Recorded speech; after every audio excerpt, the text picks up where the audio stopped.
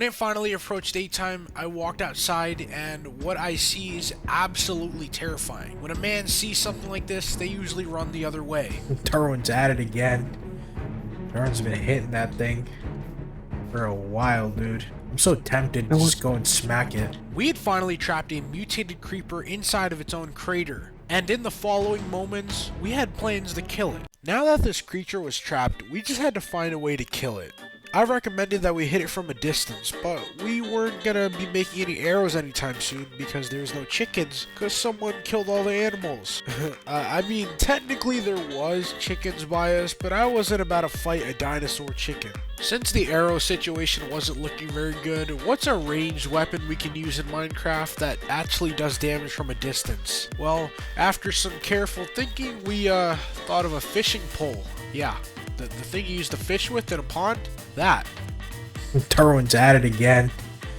Darwin's been hitting that thing for a while, dude. The creature was definitely taking damage, but it wasn't the most effective method because it took too much time. Fair to say that attempt number 1 was an absolute failure. Man, we had it trapped right in that crater. It wasn't going anywhere. All we had to do was kill it. Just find some way to kill it, and I was getting really tempted. I'm so tempted to just go and smack it. That's what I'm about to do. That's what I'm about to do. I gotta get rid of all I my know stuff. that's not gonna end well. Look, he even made a little death hole for himself. And right after some brainstorming out loud with my thoughts, something tragic almost happened. You get in that hole, you're not getting out. Like, oh, Joseph! That's a prime example of what happens when you put your guard down in this very hostile world that we live in. I was literally about to quit. Why are you playing with fire, Joseph? Why are you playing with fire? Cove, one of the other scientists, stepped outside of the barrier for a second to try to uncautiously swing his iron sword at the creature. It did not go well. We were not going to hack at it with an entire full set of iron armor and an iron sword every time we died. This method just wouldn't work. Attempt number 2 was a failure.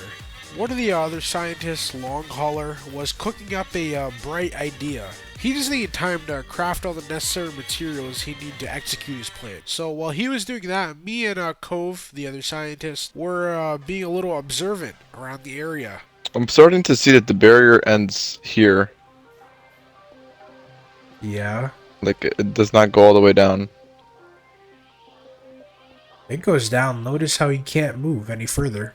If Cove's observation was true, we were not truly safe, but he was dead set on testing the limits of the barrier that surrounded our entire facility. This was very bad. What if he exposed the cracks and the monsters just came flooding into the facility? Very, very bad idea. So it's a world barrier, True. I think, yeah. It'd literally be moving towards us. Okay, dude, calm down. You're just inviting him in. I had something for him. Wait, don't even try it, Darwin. Don't even try it. Hold on. Digging up that little slide that goes down into the mutant creeper's pit gave him a very, very good idea. He just needed a little bit of time to get the resources ready. While Cove was getting the resources to get his idea executed, Longhauler's plan was in action. His idea was to make very inexpensive stone swords to keep knocking at the creature. Whenever he died, he would just pick up another stone sword and keep going back at it. Very, very effective idea, but yeah, he didn't execute that very well. Okay, Darwin. Why would you carry every sword you Yo, Darwin has 0 brain cells. This man had 10 stone swords in his inventory and forgot to store them away, so he just died and gave it to the mutant creeper. Attempt number 3 was a failure. This man has 0 brain cells. But hey, we still had whatever Cove was cooking up with attempt number 4. Oh? So Death to all the babies. You think that's gonna work? It works! Yes, I do think it's gonna work. Pick it up, don't let his stuff burn. Oh yeah. That's actually smart. Yes! We finally found a way to kill him! The mutant creeper will die, but there is only one thing left to consider when using lava. The mutant creeper had a chance to drop its gland. It was not guaranteed, but if we were lucky enough, we could actually get the drop. And using this gland, we can make a mutation, a creeper mutation, suitable for human consumption. Wouldn't that be perfect? All we had to do was make sure that this mutation and this gland would not burn in lava. And after this thing got low health and we finally did the killing blow, this thing was not going down without a fight. Don't mind the intellectual conversation in the background. Yo, why do the baby creepers look like penises? Okay, buddy. They look like dildos. Get it right. Okay. Did both you guys die? Yeah, I died. It has a final explosion. The mutated creeper had one final explosion. Even after death, this thing kills you. But that wasn't the important part. The important part was whether this thing actually dropped its gland. Well, let's take a look. I don't want another one to come, so I'm kind of staying near the force field. I see its thing over there. You see that green thing? Pick that up. Bring it back. Yeah. That's whatever it drops. We got it. We had the gland, which means we could use the old creeper's power against him once we finally crafted the mutation. After all the aftermath got set in place and we finally recouped all of our items after the explosion, we saw one mutant creeper baby down there, and I just was too tempted to not ask the question. Can we keep that one as a pet? No, the answer was no. We could not keep that creature as a pet because it could not come inside the force field. After all the hard work and energy it took to kill the absolute monstrosity outside of our base, we need some calming tasks, something calming and recreational, like building a farm. There we go. Yep, we built a farm, so we didn't have to rely on killing extinct animals. And after the farm was done, I suggested something. I suggested something that would probably put our life on the line. Something that was probably the most dangerous thing we've done in this entire world. And that was to explore the abandoned mine shaft I found deep in the first caves that we found under our facility. Yep. There's an abandoned mine shaft down there. I haven't explored it. I might join you on that. I did join them on that, and man, I was a little bit hesitant because, you know, what's down there? What's in the caves? What's deep in the caves? Are we gonna see mutants down there? Do they even live down in the caves? Who knows? Who knows? But we were going down there anyways because we needed to find some more minerals. We needed iron. We definitely needed diamond if we were ever gonna progress in this world to beat the Ender Dragon and get to the Nether and all that. It did take me a second to find the abandoned mine shaft, as it was in the deepest part of the caves, but we did eventually find it. And once we got there, what we heard and what we saw was a bit frightening. You hear that? Yeah, I started to hear growling noises. When you hear growling noises in a cave, you run the other direction. You don't go towards the noise. But yeah, no, we went deeper in towards the noise. In fact, I don't know how safe this is, but and you know, the deeper in the cave that we went, I think we found the source of the noise. I'm bringing it. Oh, you okay? Anybody? Guy came out of nowhere. Are you alive? I fell. Yeah, I'm alive.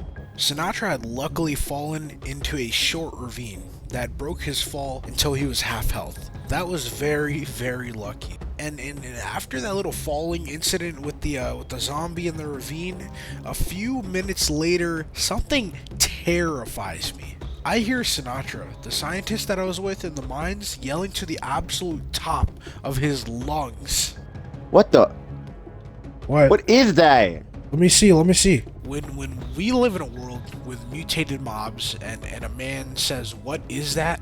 It startles people. It really does startle people. I ran to his aid as fast as I possibly can, and then I hear this. I don't think it's an. Oh no, never mind. False alarm, man. He almost gave me a heart attack with that, but I still wanted to see what scared him. He didn't even know what it was, so let's find out. That thing. Yeah, this little creature right here, this little pink puffy creature right here, startled a grown man inside of a cave. Yeah, can you imagine that? And after hours, literal hours of us being down in the caves, we finally struck diamonds. I'll go to the right. I guess you'll go left. Okay. Oh, diamonds. Oh, let's go. How many? We need at looks least like one 5. so far. 5? We need at least. Yeah, we need 3 for the pickaxe and then 2 for the enchantment table. Ooh, I think we got lucky. Hold on. How many? Yeah, we need at least 5. it's definitely 4 what I'm seeing so far. I'm digging around it because I don't want to mess it up. 4 diamonds. 4 frickin' diamonds. That was enough to craft a diamond pickaxe, to mine obsidian, to head to the nether. We were excited. We wanted to get the heck out of the cave as soon as we got 14 obsidian. We had so much ore. I think we had like 6 stacks of iron, and we had like 8 stacks of coal, and we still had the diamond pickaxe. Yeah, it was a lot. We had to get out of here or else we would lose so many hours of time if we eventually died. And somehow we used the same entrance that we got in the abandoned mine shaft to leave, which let us resurface right into our facility. So we got back to base, and Sinatra started smelting every ore that we brought back. And while he was doing that, I was trying to get us some food because our crops on the farm they weren't doing so well. So I was looking for some mushrooms to make some mushroom stew, and that's when I came across something that would strike fear into a grown man. Wait, hold on a second. What happened?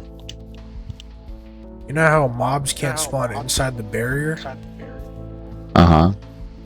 Well, the thing about this is there's a pod inside the barrier which spawns a mob, and depending on which mob that is, that would be very bad for us. Oh, like It's inside the barrier, so technically if we get near that thing and provoke it, it's gonna awaken and a random mutant mob is gonna be in our barrier.